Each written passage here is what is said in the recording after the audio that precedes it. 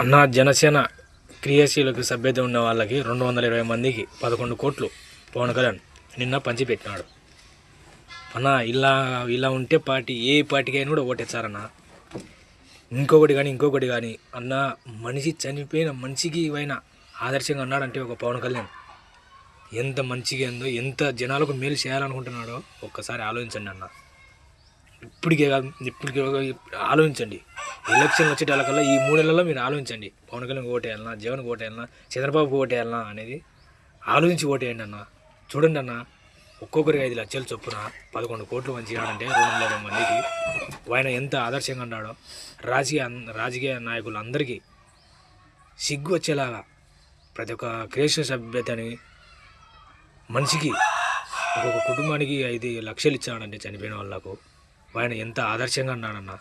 పవన్ కళ్యాణ్ నిజంగానే దేవుడు అన్న. మీరు నన్ను ఏమనుకున్నా అని ఒకటే, నేను అభిమానినే కాదనట్లేదు, కానీ ఇలా సేవ చేసే గుణం ఎన్ని కోట్ల మందిలో ఒక్కరికి మాత్రమే వచ్చాది, అందరికి రాదన్న. అది నేను కల్లారా వచ్చాను. నిన్న పుట్టి 34 సంవత్సరాలు అవుతుంది. నేను పవన్ కళ్యాణ్ సేవ చేసినట్టు ఎవరిని చూడలేదు. నేను ఇంత సేవ చేసినట్టు ఎవరిని చూడలేదు. ఆయన సినిమాల్లో వచ్చిన డబ్బులు, సంపాదించిన డబ్బులు ప్రతి ఒక్క రూపాయి జనాలకు పంచుతున్నాడంటే అన్న ఎంత ఆదర్శం అన్న. I love you Pawan Kalyan అన్న.